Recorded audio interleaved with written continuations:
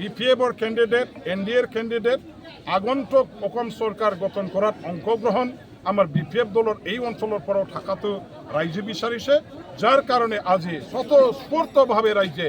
অশেষ কষ্ট কৰি ধৈৰ্য ধৰি আমাৰ মিটিংখনত হাজাৰ হাজাৰ মহিলা আমাৰ ইয়াত মানে গাভৰু যুৱক আমাৰ মানে যিবিলাক বয়োজ্যেষ্ঠ নাগৰিকসকলেও ডেকাসকলেও চলিবলৈ আহি পেলাই যোগদান কৰিছে সহযোগ আগবঢ়াইছে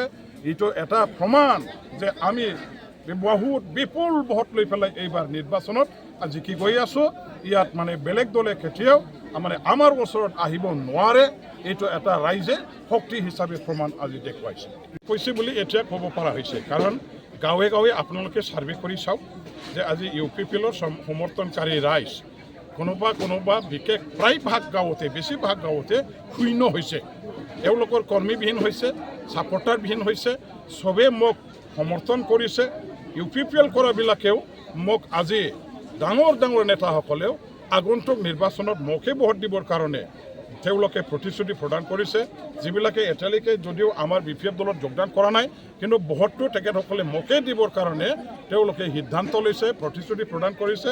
আৰু সৰ্বসাধাৰণ যিবিলাক ৰাইজ যিবিলাকৰ মাজত আজি UPPL আছিল সেইবিলাকতো UPPL এতিয়া উৰি গৈছে এতিয়া UPPL নাই এতিয়া ময়দান খালী